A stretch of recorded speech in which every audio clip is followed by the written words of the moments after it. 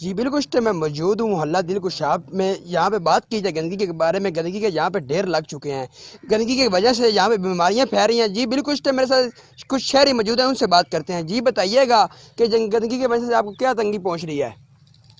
औज़ुबिल्लाहि बिस्मिल्लाहिर्रहमानिर्रहीम। सोना यूरिया से लेकर सरारे फाटक मोहल्ला दिलखुशाब एक जोड़ का मंजर पेश कर रहा है। इलेक्शन दौर में यहाँ पर बड़े बड़े एमएनए एमपी आ जाते हैं कि हम सड़क को जनाब पेरिस बना देंगे, ये कर देंगे। इस टाइम आदमी पैदल तो क्या गाड़ी में भी गुजर नहीं सकता। गाड़ी खोले लेती है, कभी इस तरफ फंस जाती है, कभी इस तरफ फंस जाती है।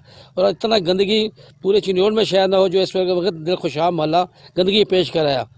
आला हुकाम से इल्तमास है कि यह हमारी सड़क जल्द और गंदे पानी को निकास किया जाए और सड़क की तामीर की जाए। जी बिल्कुल, हमने शहरी की बात सुनी और शहरी का ये कहना है कि कब इलेक्शन होता है उस टाइम एमएनए और एमपीए आके कहते हैं हम यहाँ इसको पेरिस बना देंगे। जी बिल्कुल, इस टाइम ऐसा कुछ और शहरी हैं, उनसे भी बात करते हैं। जी बताइएगा इसके बारे में।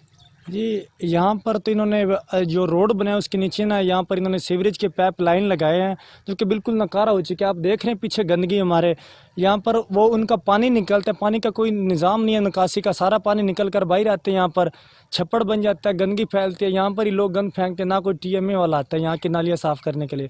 तो इसके बदले में हमें क्या मिलता है कि बीमारियाँ मिलती हैं। जो इन्होंने हमने इलेक्शन में वोट दिया, बीमारियाँ कैसे मिलती हैं? यहाँ पर मच्छर पैदा होते हैं, गंदगी होती है, हम गुजरते हैं नमाज के लिए, कोई रास्ता नहीं है यहाँ पर मुतबादिल रास्ता, तो ये पानी में से गुजरना पड़ता है। कई मुश्किलात हमें सामने आती है। हम उम्मीद करते हैं पंजाब हुकूमत से कि वो ये हमारा मोहल्ला दिलखुशाब का मसला हल करवाए।